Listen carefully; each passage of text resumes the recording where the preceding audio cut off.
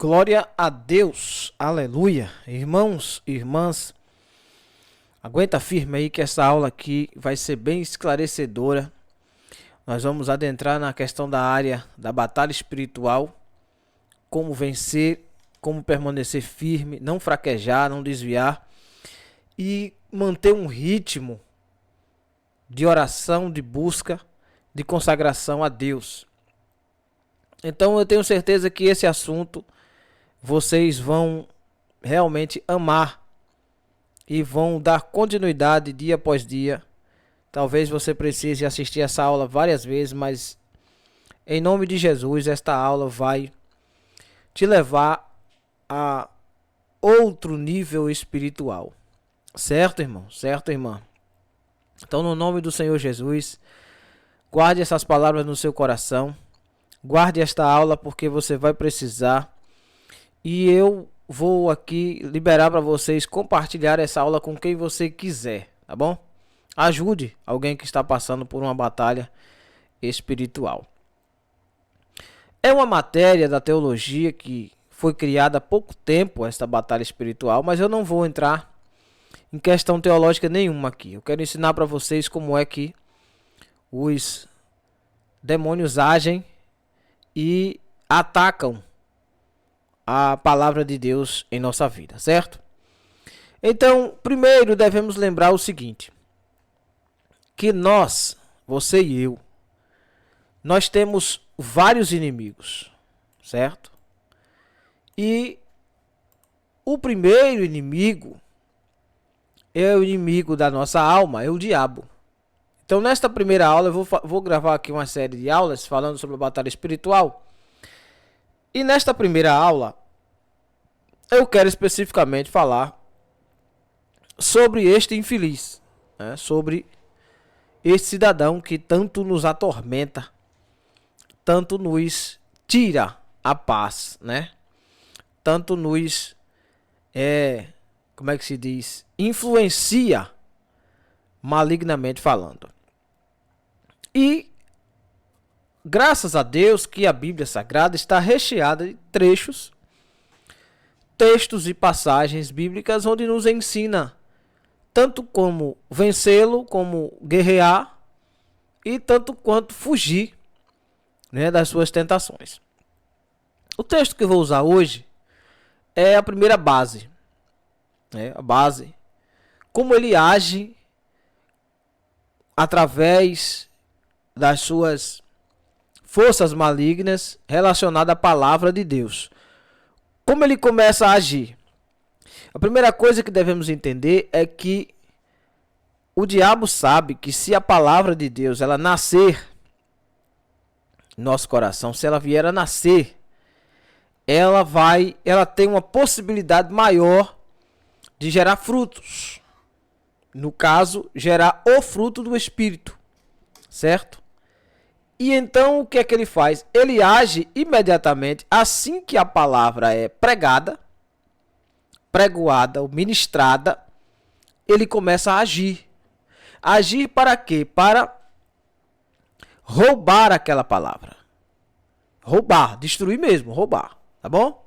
Já expliquei para os irmãos que em João capítulo 10, quando Jesus fala sobre o ladrão, a função do ladrão, não está falando especificamente sobre o diabo. Por quê? Porque o diabo tem mais ardis, como disse o apóstolo Paulo, mais estratégias do que só matar, roubar e destruir. Tá bom? Então, para que vocês possam ter uma ideia de como ele age, a primeira função dele é de usurpar, né? Usurpador. Ele vai minar, roubar a palavra de Deus. Aí você diz assim, mas irmão Noel, o diabo ele age na igreja? Se age.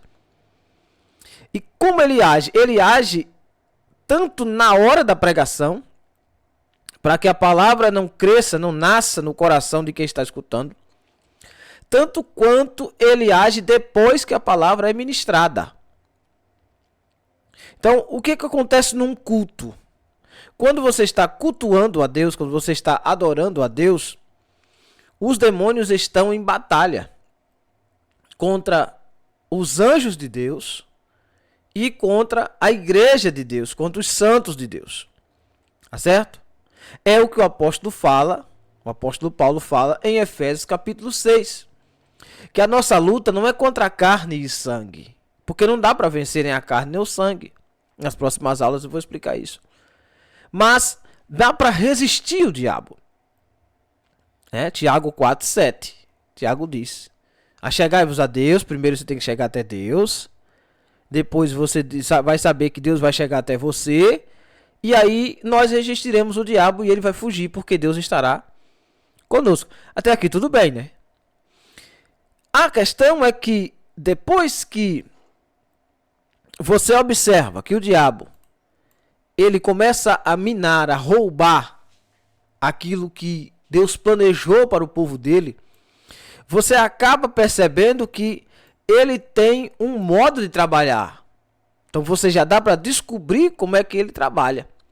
E como ele trabalha?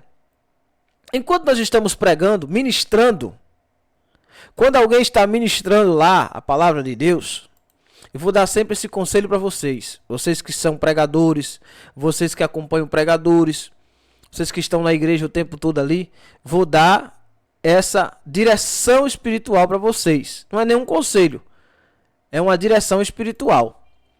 Veja o que diz o apóstolo Paulo em Efésios capítulo 6. Tá? Abra aí sua Bíblia comigo em Efésios capítulo 6.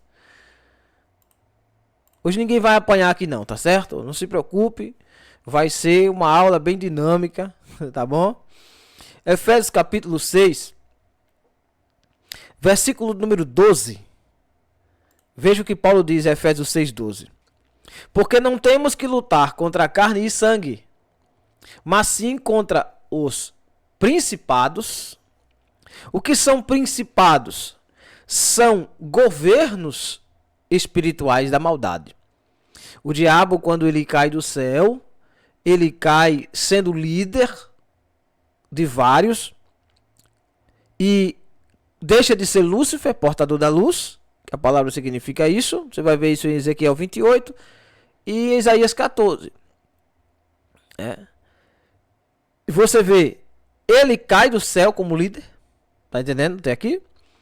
E ele designa vários outros para que possam liderar também. É o chamado de legião, porque são muitos e um governa vários. Veja, por exemplo, como era usada a questão da legião. No tempo romano, haviam pessoas designadas para cuidar de 1000, de 100, de 10. Como na época de Davi, tinha governantes de 1000, de 100, de 10, quer dizer, 10%.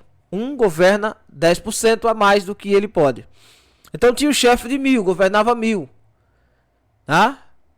Tinha o chefe de 100, chamado de centurião. Centurião vem de 100. Governador de 100. Lembra do centurião de Cafarnaum? Pois é. E ele diz ao Senhor: Senhor, eu tenho vários governantes. Quer dizer, eu tenho vários liderados. Quando eu digo para um vai, ele vai. E eu digo vem, ele vem. O Senhor também é assim, não precisa ir na minha casa. Mas diga uma só palavra, quer dizer, alguém vai fazer isso pelo Senhor. Se um anjo, talvez, ou sua própria palavra viva, ou o próprio Deus. Mas se o Senhor mandar, ele vai obedecer. Alguém vai obedecer sua ordem. Não precisa só ir lá, porque eu não vou nos lugares, eu mando. Então vejam o que é uma ordem. Veja o que é um principado. Veja o que é uma potestade. Veja o que é um poder de liderança. Tá aprendendo até aqui? Glória a Deus. Então, este principado é o poder de liderar. E Lúcifer, quando ele cai, ele vem com esse poder.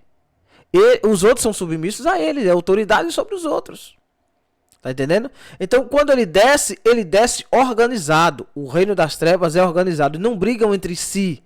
Porque a briga deles é contra a luz, não contra si próprio. Tá certo? Às vezes você fala assim, mas o reino da luz devia ser unido. Bom, mas quem na luz? Porque nós da luz, em algum momento, nós podemos virar trevas. É só vacilar. Mas as trevas não tem como virar luz, porque não se mistura. Então as trevas não encontram adversários nelas mesmas. Nós, na luz, nós temos nossos deslizes, nossos momentos de trevas. Tá certo? Então quando você fala assim, A Bíblia diz que os filhos das trevas são mais prudentes do que o da luz. Por quê? Jesus disse isso. Porque as trevas não têm contra quem lutar, a não ser a luz. Eles só enxergam a luz, eles são trevas. Nós não, nós temos picuinhas, nós temos defeitos, nós temos erros, nós temos pecados, nós temos outras coisas além de só as trevas. Eles só batalham contra a luz, nós não. Nós lutamos contra nós mesmos, contra os nossos desejos, que nem sempre são trevas, mas são desejos que Deus desaprova, que Deus desagrada, que desagrada a presença de Deus. Nem sempre são trevas, por assim dizer, mas são defeitos humanos. Eles não têm esse defeito humano, eles são espíritos. Então eles agem de acordo com a espiritualidade que eles receberam. E o espírito não tem conversão, por isso que Satanás e os demônios não podem ser perdoados, porque eles não têm alma. E a alma é o único lugar onde o homem tem a chance de se converter. Por isso que a palavra de Deus, ela deve ser pregada como Deus manda, para que ela não volte vazia e encontre o espaço entre juntas e medulas, na divisão da alma e do espírito. Ela tem o poder de discernir os pensamentos e as intenções do coração. Então, quando você prega, você não pode pregar o que você pensa, senão não faz efeito. Você tem que pregar como está escrito e da forma que Deus lhe mandou, para que atinja o alvo e não caia por terra. Certo? Então, o diabo, ele vem como príncipe das trevas. Ele vem como superior das trevas. E aí diz Paulo, porque não temos que lutar contra carne e sangue? Quer dizer, não podemos lutar contra nós, contra nosso desejo, nem contra nossos irmãos. Porque essas influências carnais e sanguíneas, elas vêm do príncipe das trevas. Então não adianta você combater incêndio onde só tem fumaça. Você tem que ir até a fonte. E às vezes realmente o seu irmão foi usado pelo diabo, mas você não pode combater o irmão. Você tem que combater o mal que influenciou o irmão. E esse é o diabo. Então, ao invés de você ficar brigando com um e com o outro, falaram mal de mim, porque isso, porque aquilo. Já parou para pensar que a influência maligna por trás é que fez com que seu irmão se comportasse daquele jeito? Então você está lutando à toa, brigar à toa, porque seu irmão sempre vai estar falhando, vai estar errando, vai estar pecando, vai estar caindo. Então você não pode estar o tempo todo brigando contra ele. Você precisa ter uma direção, olhar para quem realmente está por trás. O alvo, atingir o alvo, que é o inimigo. Então, contra os principados, contra as potestades, contra os príncipes, olha só, das trevas deste século. Veja, cada tempo é designado os príncipes para governar este século. Veja o século que nós estamos. É século de pandemia, século de doença, século de guerras, século de decadência moral, familiar, por que não dizer de desapego espiritual. Apesar do que as pessoas falam de frieza espiritual, eu não vejo isso. Muito pelo contrário. O Brasil começou em 1500, irmão. De 1500 para cá, presta atenção quanto cresceu de crente. Não tinha crente no Brasil. Só tinha católico. E macumbeiro. O que tinha era terreiro de macumba. Que vieram da África. Isso, as pessoas não falam isso, né? Mas em todo lugar tinha um terreiro de macumba. Surgem as danças, capoeira, que é envolvido com a macumbaria, bruxaria, feitiçaria, que eu vou dar aula para vocês aqui depois sobre isso. Então veja bem, hoje nós temos um número muito grande de evangélicos. Alguns tortos, alguns erros que nós sempre pontuamos aqui, mas fato é que o evangelho cresceu e muito.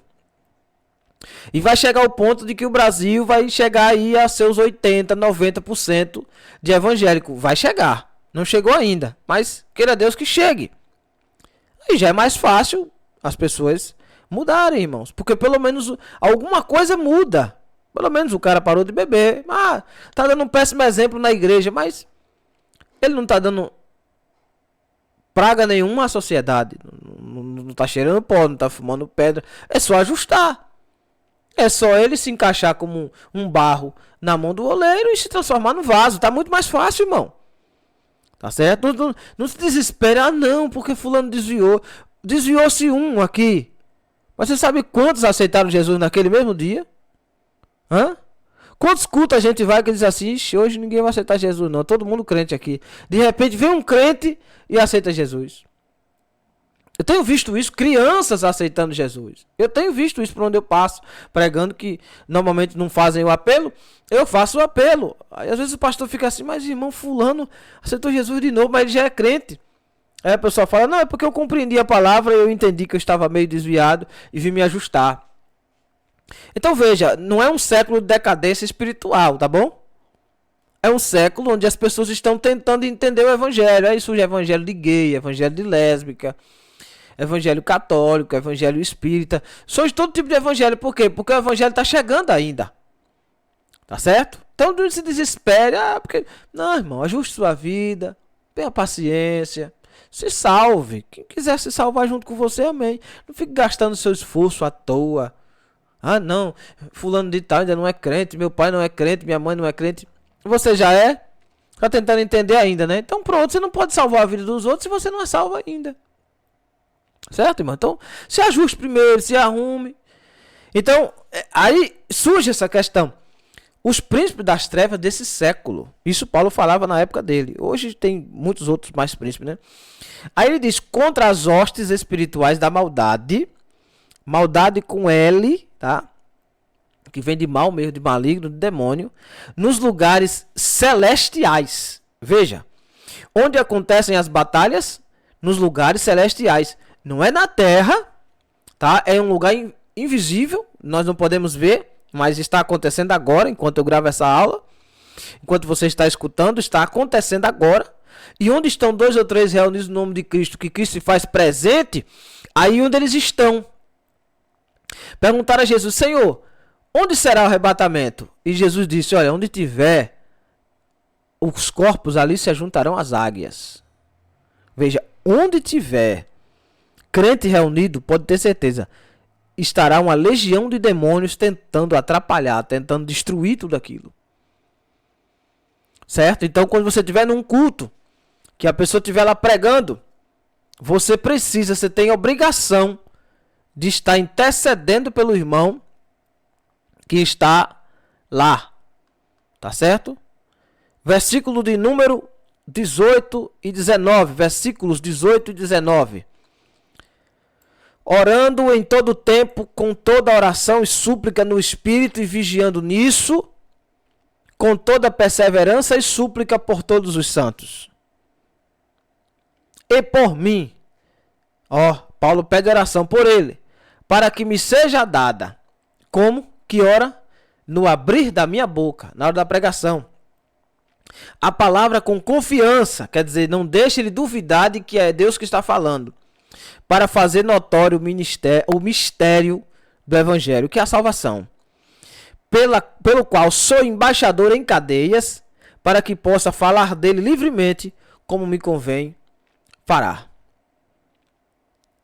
Ora, para que vós também possais saber dos meus negócios e o que eu faço. Aí vai falar que Tíquico, ou Tíquico, o irmão, está lá, perseverando junto com ele. Enfim.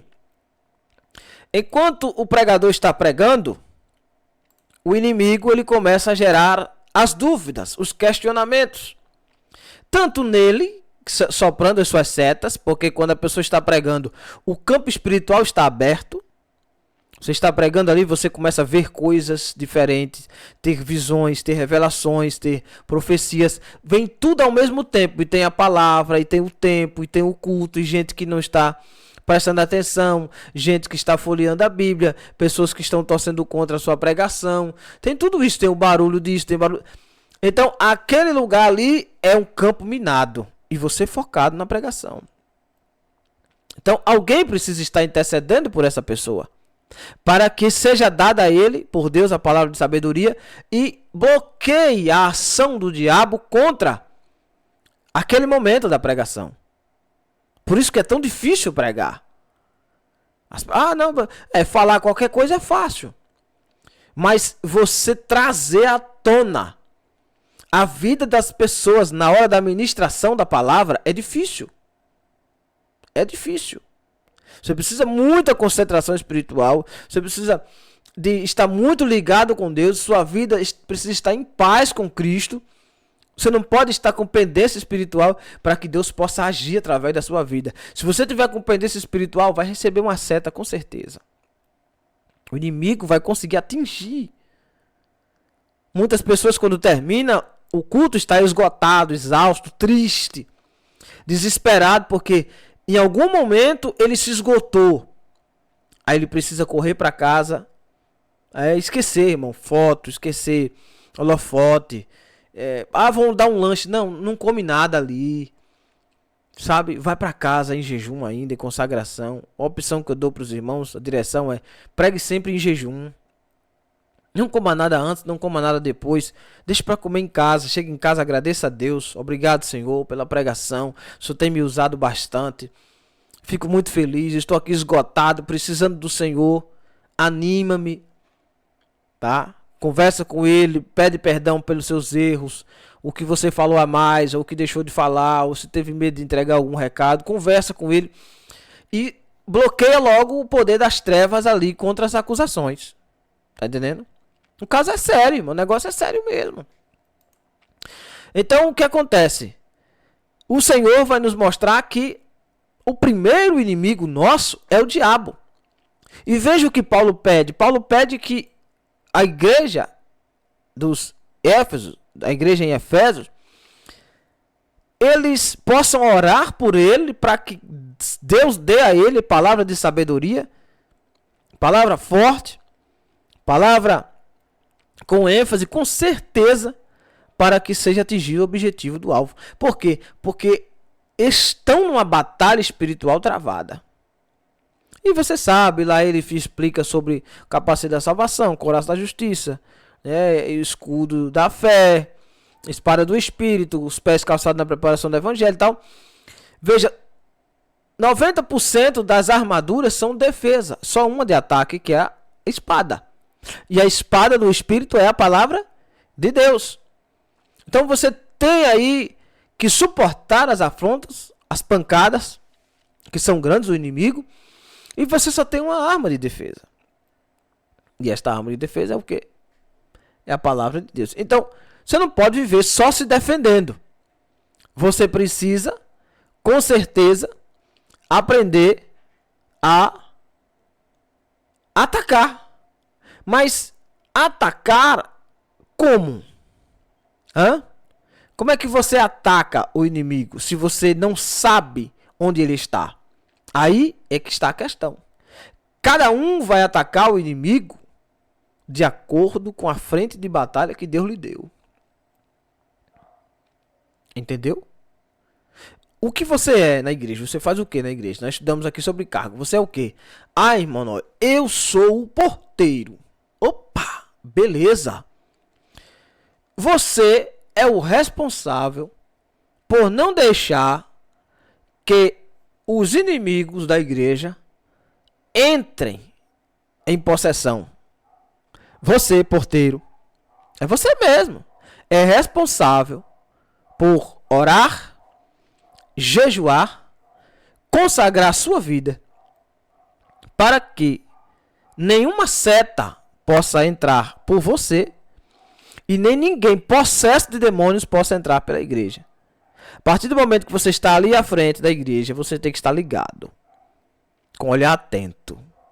Qualquer olhar diferente, você olhou, cumprimentou, deu Pai do Senhor, pegou na mão ou deu boa noite, se não for crente, a pessoa desviou o olhar ou manifestou algo contrário a você, você percebeu o sistema espiritual diferente, opa, ali já tem coisa errada. Ali aquela pessoa está endemoniada, com certeza. Então, a sua oração qual é? Você deve orar no seu jejum, na sua oração: Senhor, eu estou aqui como arauto, como vigia, como um crente que tem as mesmas limitações, tem os meus defeitos, mas meu pedido é esse: me revista de poder e autoridade, dê-me esse capacete da salvação, a couraça da justiça, o escudo da fé, os pés calçados na preparação do evangelho, mas eu quero a espada.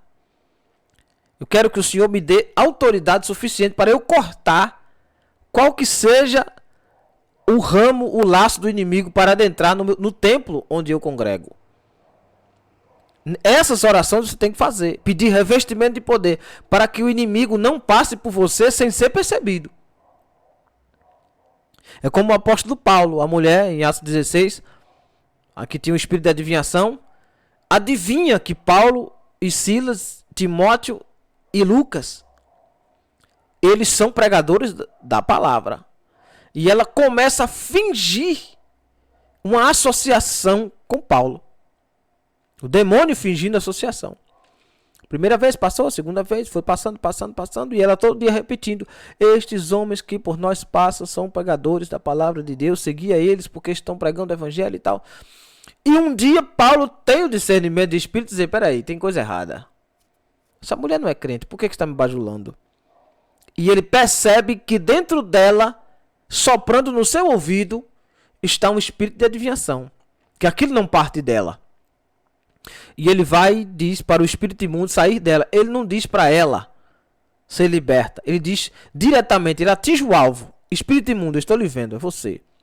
Saia dela em nome de Jesus. E o que é que acontece? Imediatamente o espírito imundo saiu e todos detectaram que nunca mais a mulher pôde adivinhar, porque o espírito imundo havia saído dela. Então, esse discernimento de espírito nós precisamos pedir a Deus para que Deus nos mostre quando a atmosfera espiritual mudou. Porque quando o demônio está atuando ali naquele corpo, ele precisa se manifestar. E a forma de manifestar não é para você ter medo. Ah, não, mano, eu tenho defeitos, eu tenho erro, porque eu peco. Tá bom. Isso aí, meu filho, todo mundo sabe que você sempre vai pecar, sempre vai ter defeito, sempre vai ter erro. Mas você não pode ter medo do diabo, porque o diabo foi vencido por Cristo. Você não deve nada a ele. Se você pecou e errou e caiu, você não pecou contra o diabo, não errou contra o diabo, não caiu contra o diabo. Você não deve nada a ele. Ele está ali como promotor de acusação. Por quê? Porque ele quer levar alguns também com ele. E você, por ser crente, por ser servo de Deus, quando você dá um deslize, ele quer mostrar para você que você faz parte do reino dele. E não é assim. Não é porque você errou uma vez, caiu, pecou, 1 ou 2, ou 10, ou 20, ou 1000, que você faz parte do reino de Deus. Você não se entregou a ele. Para fazer parte do reino de Deus, você tem que se entregar. Como diz o outro, desconfessar a Cristo, negar a fé em Cristo, para poder fazer parte do reino de Satanás. E a partir do momento que você confessa a Cristo como Salvador, como diz Romanos 10, 9, porque todo o Espírito, toda língua que confessa a Deus é pelo Espírito de Deus. Isso não quer dizer que a pessoa fingido não confesse Cristo, não é isso. É que alguém que está sempre buscando, sempre orando, sempre na igreja, sempre consagrando, sempre jejuando, sempre pedindo graça, misericórdia e paz a Deus, este é de Deus. Tá entendendo? Então ele, toda vez que você peca, que você erra, você sabe, parece que um caminhão te atropelou. Você se sente a pior pessoa do mundo, porque naquele momento o diabo achou uma brecha. E ele vai começar a lhe induzir. Não, você vacilou, você pecou, você não tem mais jeito, você não tem mais oportunidade.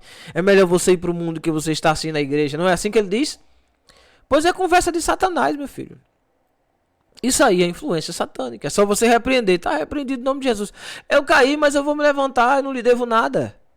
Se Cristo me perdoou, quem é você para me acusar? E se agarra aos pés de Cristo e vamos para frente, meu irmão.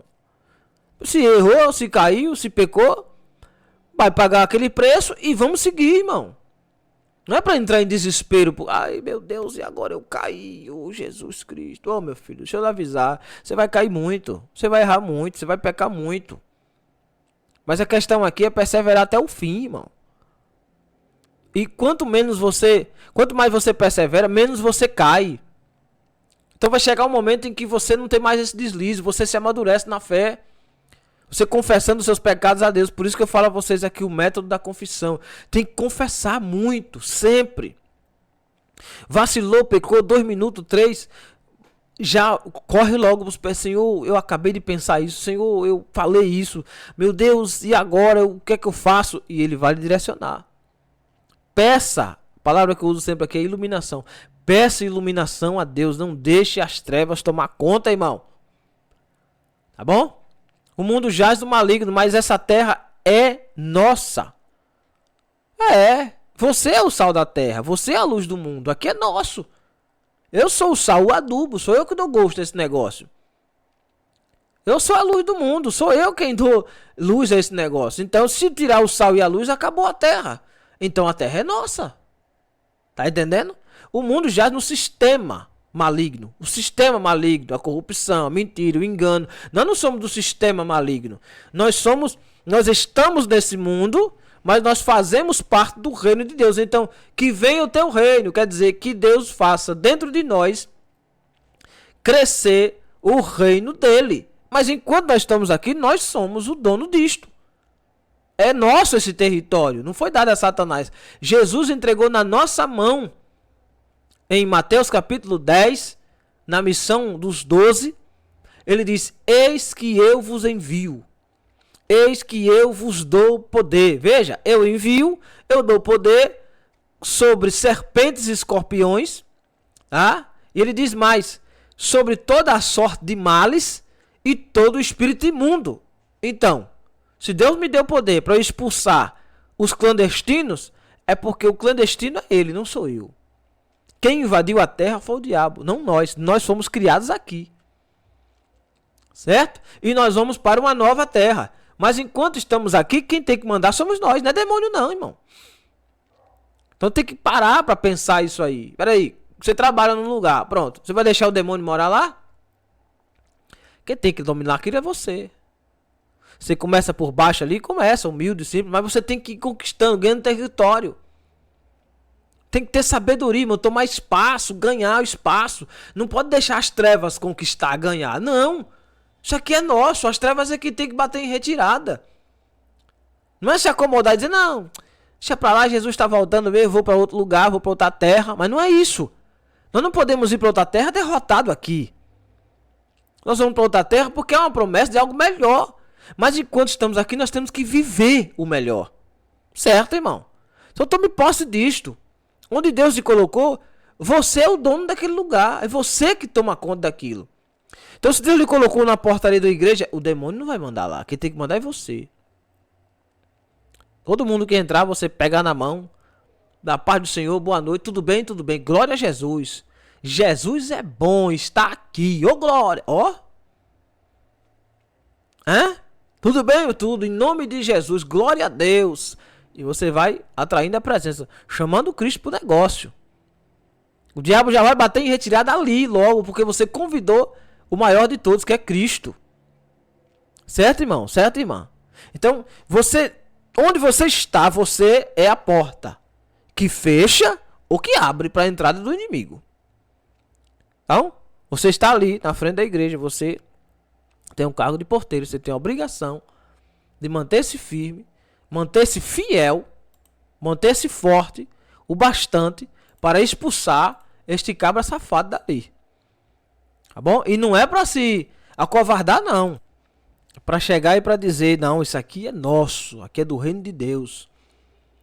As trevas é quem tem que, são as trevas quem tem que recuar, correr, cair por terra, sair. Certo? Nós não, nós somos da luz. Quem manda aqui somos nós. Se alguém te ensinou errado é porque não teve sabedoria. Tá bom? Em João capítulo 16, 17, Jesus diz: eu não quero que o Senhor os tire do mundo, mas que o Senhor os livre do mal, estando eles no mundo. Os livre do mal. Por quê? Porque é o mal que está nos atacando. Certo? Tanto é que Cristo vem nos buscar para nos coroar na glória. E 7 anos depois nós retornaremos. E nós vamos morar onde? No novo céu e na nova terra. Desceremos com Cristo. Então isso aqui é nosso. E o diabo vai ser preso, amarrado, depois solto e destruído para sempre. E nós? E nós estaremos para sempre com o Senhor. Então o nosso lugar É onde Cristo nos colocou.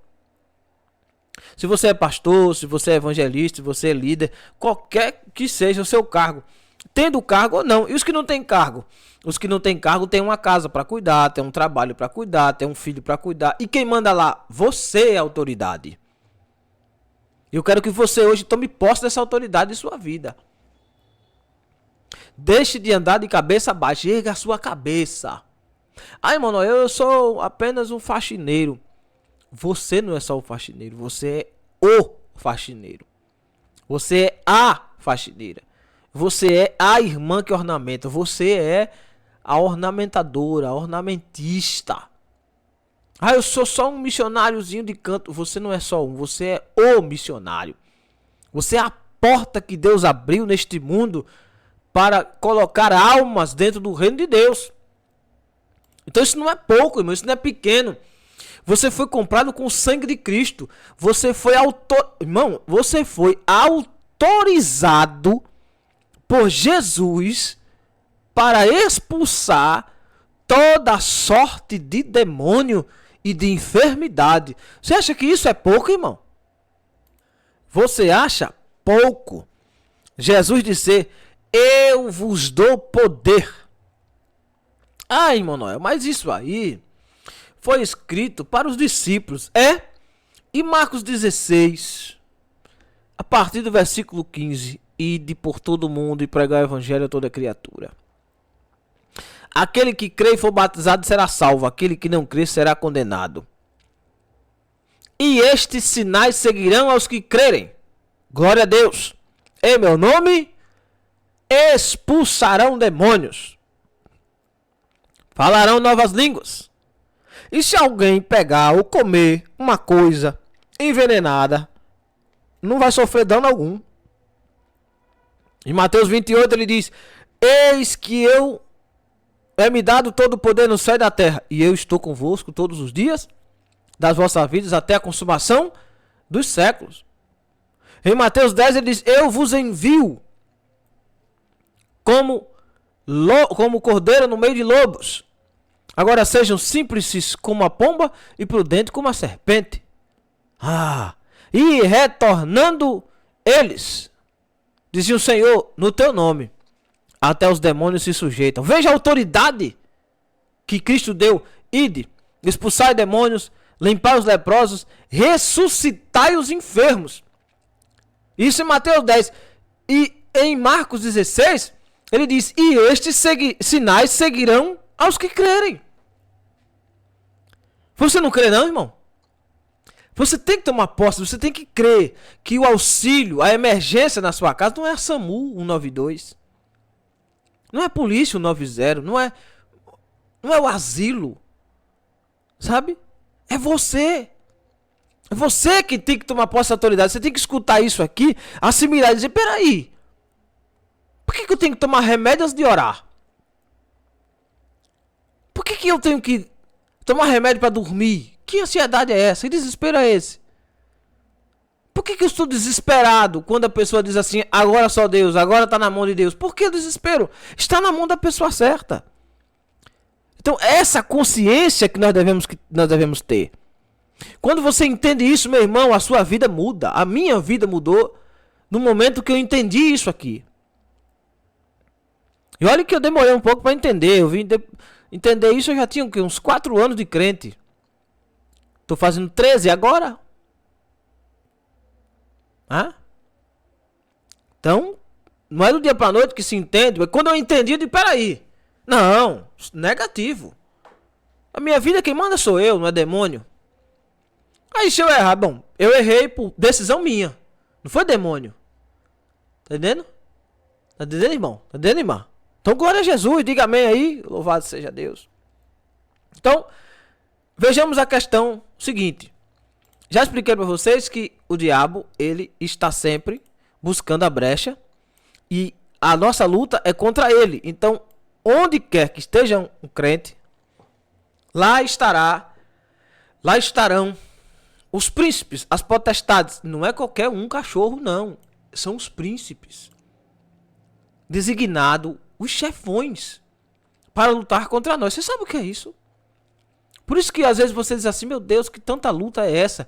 Porque quem veio guerrear contra você foram os chefes, os príncipes. Não é qualquer um. Não, ele designa os príncipes, os mais fortes. Muito embora eles não consigam fazer o que eles querem, que é nos destruir, mas alguma coisa sempre eles conseguem atingir em nós. Certo? Então vamos ver como é que o cidadão age aqui. Abra aí sua Bíblia no Evangelho de Jesus Cristo segundo escreveu Lucas, capítulo 8 a seguir. Lucas 8. E aconteceu depois disso, aí você já sabe que depois você tem que ler o capítulo anterior, que andava de cidade em cidade e de aldeia em aldeia, nas grandes congregações, nas pequenas, pregando e anunciando, duas coisas diferentes, o evangelho do reino de Deus. Ponto e vírgula. E os 12 iam com ele, vírgula.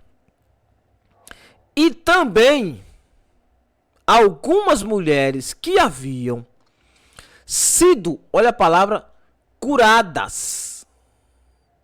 Por quê? Porque as enfermidades que vieram para os sartamotias, que vieram dos infelizes, eram enfermidades satânicas. A pessoa sentia-se doente, tinha uma enfermidade, uma doença incurável, e de quem é que partia a decisão de colocar no corpo delas? O diabo. Lembre-se, não havia um Cristo. O Cristo está chegando agora. Eles não eram cristãos, não conheciam a palavra de Deus. Então o diabo mandava em tudo. Aí chega Jesus. Para isto se manifestou o Filho do Homem, para desfazer todas as obras do diabo.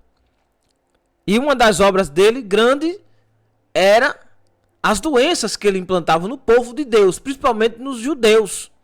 Para matar mesmo, para acabar com a linhagem, para não nascer o Cristo. Só que graças a Deus, Deus escolheu Maria, que não tinha doença nenhuma. Por isso que ela diz salve agraciada, né? Também algumas mulheres que haviam sido curadas, veja a palavra curadas, de espíritos malignos e de enfermidades. Primeiro, espíritos e enfermidades. Alguns eram espíritos alojados, que a pessoa pensava, não, eu estou doente. Mas não era doença, eram os espíritos que tomavam posse do corpo e fazia com que aquela pessoa vivesse daquele jeito. Quem não se lembra de uma das mulheres que há 18 anos andava encurvada? E Jesus faz o milagre e disseram assim, mas dia de hoje, sábado, ele diz, olha, dia de sábado você não tira o jumento quando cai no buraco, não tira um boi? E eu não ia tirar aqui, não ia soltar, desprender das garras de Satanás esta filha de Abraão, que há 18 anos anda encurvada por causa do diabo, dos demônios. Perceba que a mulher está na congregação, a mulher está na igreja, a mulher está numa das sinagogas deles, dos judeus, dos fariseus. E eles acham que aquela mulher está encurvada por causa de uma enfermidade comum e normal. Mas na verdade, a enfermidade que ela está encurvada é por causa dos demônios. Certo? E aqueles demônios que estavam agindo na mulher, eles davam a entender, né, que era uma coisa normal. Era uma coisa normal. Eles imaginavam o seguinte, não, essa mulher anda encurvada é porque são doenças que acontecem. Mas, na verdade, aquela mulher andava encurvada não era por causa das doenças normais. Era porque haviam demônios agindo sobre ela. E se você ver, por exemplo, a palavra encurvada. Vou colocar aqui a palavra encurvada. Deixa eu ver. Esse dicionário normalzinho aqui que tem. Ó, o verbo transitivo, tornar curvo, curvar, da forma de arco, arquear. Aí, no subtópico figurado, que eu não sei porque eles botam figurado, entre chave, colchete, parêntese, humilhar e abater. Veja que aquela mulher, ela andava encurvada, porque o inimigo queria manter ela abatida, né? E esta palavra curvar não é, como é que se diz, uma palavra que você diz assim, não, Manuel, mas isto acontece porque a pessoa, o osso da pessoa, né, a coluna, ela encurva. Não, esta mulher aqui não era a coluna, era o corpo dela inteiro, irmão. A mulher andava com a cabeça para baixo, certo? E aqui em Lucas mesmo, 13, Lucas 13:10, não custa nada eu ler para vocês, né? Vê aqui, Lucas 13:10, ó. Olha, irmão, preste bem atenção que se nós olharmos a palavra de Deus como a palavra de Deus realmente ela nós com certeza seremos mais inteligentes, mais fortes e mais sábios. Não vou lhe dizer mais do que o diabo, porque ele tem mais experiência que nós. Mas nós seremos menos ludibriados por ele. Lucas 13:10. Ensinava no sábado numa das sinagogas. Pronto. Não é uma igreja, mas é um lugar onde se reuniu para adorar a Deus. Então, a palavra igreja não existia ainda. A igreja é Cristo que funda, mas, por assim dizer, é uma congregação onde todos se reuniam para adorar. Então, no termo mais popular, igreja. Congregação dos judeus, fariseus, aquele povo todo, né? Do qual muita gente fazia parte ali, como Paulo, como Nicodemos, como Barnabé, entre todos aí. Eis que estava ali uma mulher que tinha um espírito de enfermidade, havia 18 anos, e andava encurvada e não podia de modo nenhum endireitar-se. E vendo a Jesus, chamou a si e disse: mulher, estás livre da tua o quê? Enfermidade. Veja que o diabo faz com que a pessoa tome posse de uma enfermidade. E impôs as mãos sobre ela, e logo se endireitou e glorificava a Deus. Veja bem, Jesus teve que impor as mãos sobre ela. Por quê? Porque a autoridade foi dada às mãos. Irmão, e isso é muito sério, porque o que nós fazemos com nossas mãos? Ai, Manuel, mas eu podia orar de longe. Podia, mas por que ele nos dá as mãos? Porque o meu corpo é santo, o templo do Espírito Santo. Vai tocar um corpo onde o demônio mora. Então, não é que vai fazer uma transferência de unção, não é isso. Mas o Deus que está dentro de mim, sobre mim, através das minhas mãos, vai fazer uma conexão espiritual. Por que não dizer canalizar? E aquela pessoa, ao sentir o toque da minha mão, ela vai receber a virtude da cura que Deus me deu, está sobre mim. Então eu distribuo essa virtude da cura. Não é transferência de unção, tá bom? Mas é uma ação divina partindo de mim, porque ele disse em João capítulo 4, a mulher samaritana: de ti fluirão rios de águas vivas, que é o Espírito Santo, flui dentro de mim. Então eu sou o templo do Espírito Santo, cheio do Espírito Santo, busco esses dons espirituais e eu transfiro o poder que Deus me deu para a necessidade daquela pessoa que está recebendo a oração. Tá entendendo? Por que tem que tocar? Porque é bíblico tocar, é bíblico impor as mãos, é bíblico estender as mãos, é bíblico orar pela pessoa impondo a mão. Se você não sabia disso, fique sabendo. É bíblico isso. Os dons espirituais vinham pela imposição de mãos. Hã? Em Atos dos Apóstolos, capítulo 3, quando Pedro e João estão subindo a oração da hora nona, tem um homem lá que está paralítico desde um tempo, né? Colocavam ele sempre na porta do templo, porta formosa. E ele pedindo esmola, vocês lembram disso, devem lembrar disso. Pedro disse para ele, olha, versículo 6, Atos 3, 6. E disse Pedro, não tenho prata nem ouro, mas o que tenho,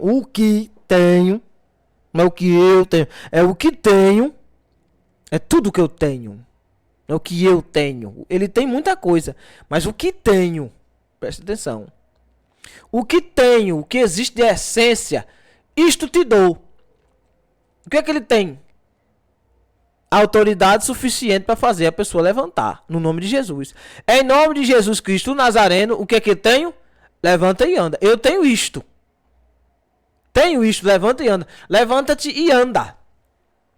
E aí o versículo 7 diz, e tomando-o pela mão direita, o levantou. Veja, o milagre acontece agora, na imposição de mãos. Glória a Deus, aleluia. E logo os seus pés e tornozelos se firmaram. E saltando ele, pôs-se em pé e andou. E entrou com eles no templo, andando e saltando e louvando a Deus. E todo o povo o viu andar e louvar a Deus. Glória a Deus, aleluia. Então o que é que você tem nas mãos? Você tem autoridade para impor as mãos? Não tem não? Então você vai ter a partir de hoje, em nome de Jesus. Onde você estiver agora, receba esta palavra. Sobre a sua mão direita haverá autoridade suficiente para você levantar quem está caído, expulsar os demônios que estão alojados, onde você estender as suas mãos, onde você tocar com sua mão direita, tudo que estava parado, quebrado, vai consertar e vai andar. Eu profetizo em nome de Jesus Cristo que muita coisa morta há muito tempo vai voltar à vida através da sua oração e da sua imposição de mãos. Porque você recebeu autoridade para isto. Só não tinha consciência.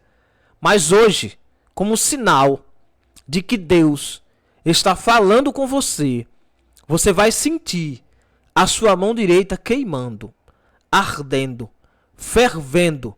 Toda vez que você precisar impor as mãos sobre alguém, a sua mão vai queimar. Este será o sinal. Eu profetizo o sinal de Deus sobre a sua mão agora, neste momento. Sinta o queimor do Espírito Santo nas suas veias. Sinta a sua mão direita fervendo, ardendo, queimando. Como você coloca o óleo ungido na mão que queima, que dói. Você sente aquele calor. Mesmo sem o óleo ungido, a partir de hoje você vai sentir este queimor, este ardor por dentro de você. E quando menos você esperar, não dará tempo nem a dúvida chegar. Você estará com as mãos estendidas, os demônios saindo, as pessoas levantando e glorificando o nome de Jesus. Aleluia!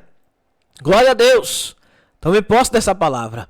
Sobre a sua mão esquerda, você terá autoridade suficiente para bloquear, para repreender toda a seta, todo o mal, todo o principado, toda a potestade, toda a influência, aleluia, toda a incidência, glória a Deus, toda a mensagem mal, toda palavra de maldição, toda interferência satânica, você terá autoridade sobre a sua mão esquerda para colocar e para bloquear.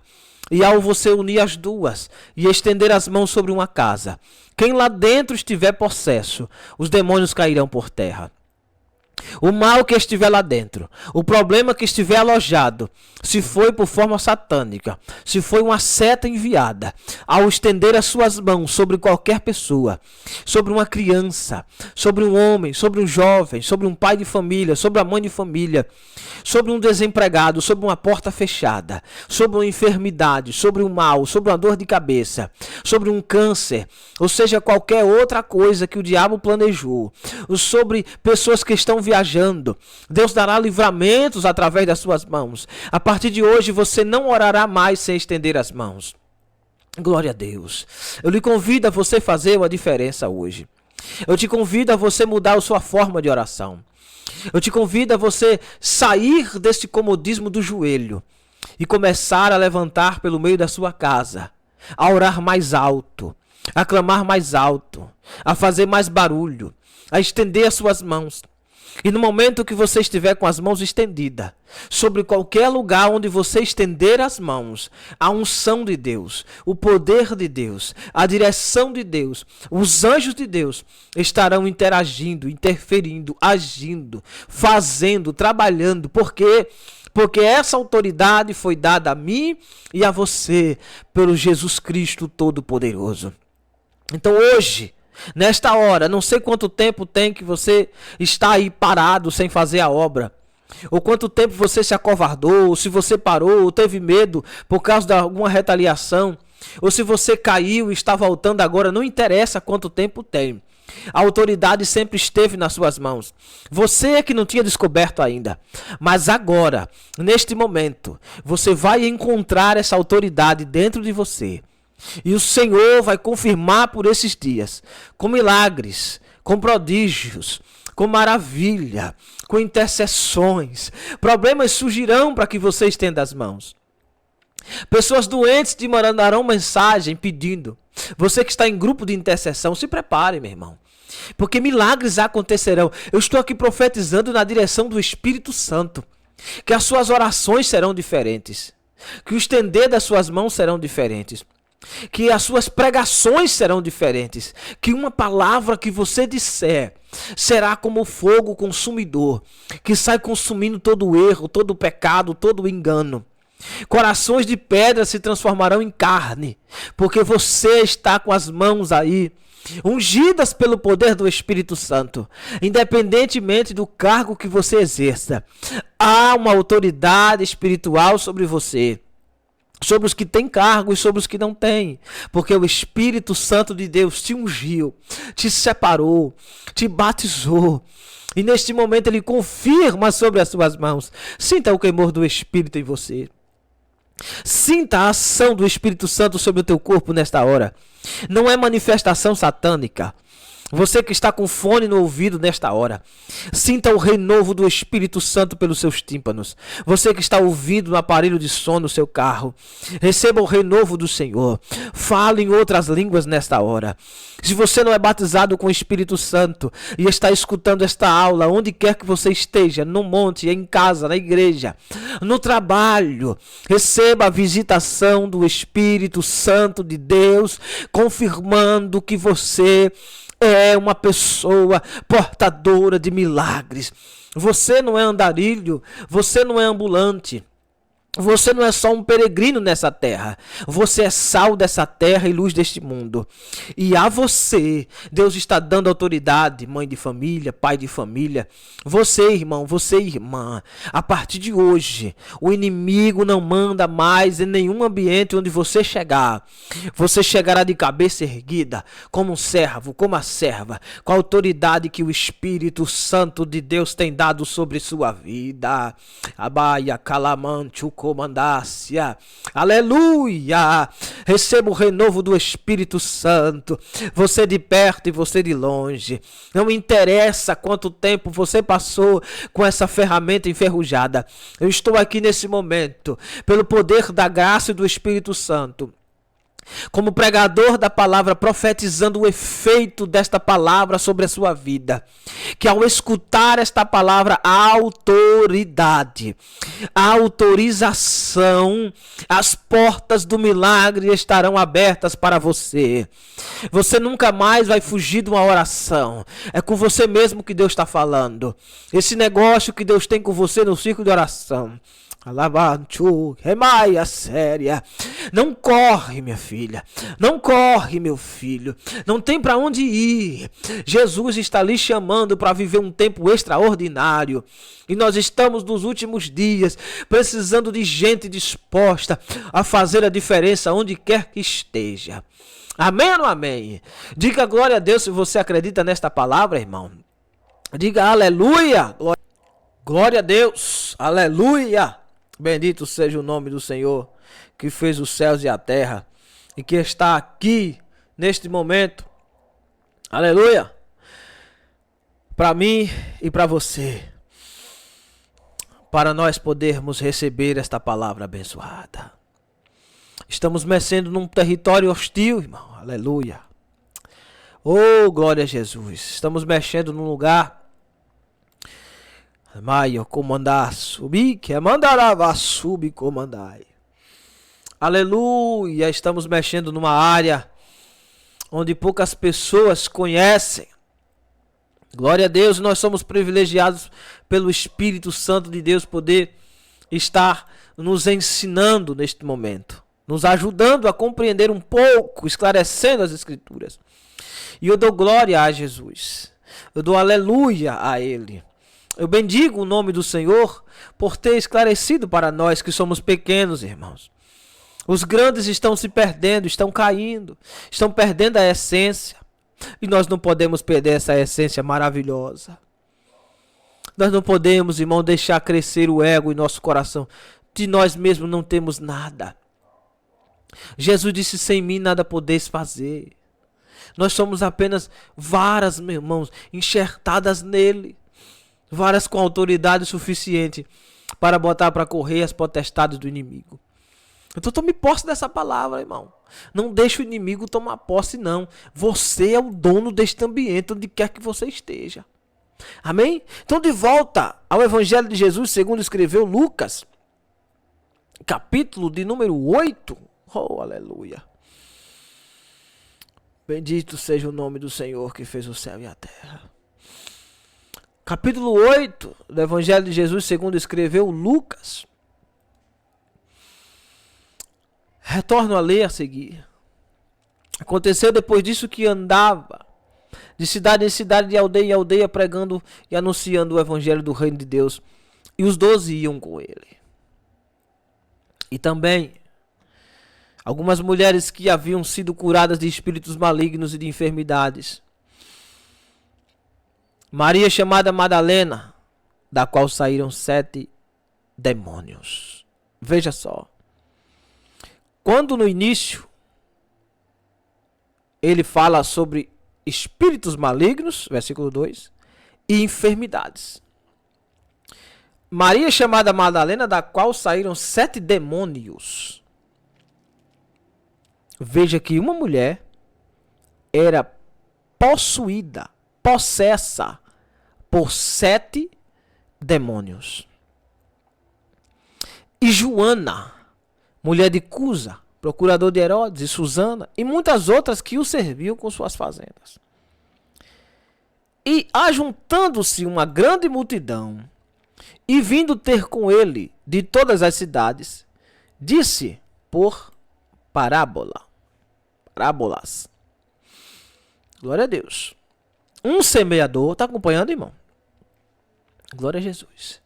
Estou sentindo a presença do Espírito Santo. Eu sei que ele está em todos os momentos, mas existem momentos em que ele decide nos fazer uma visita e eu estou sentindo que ele está nos visitando nesta hora.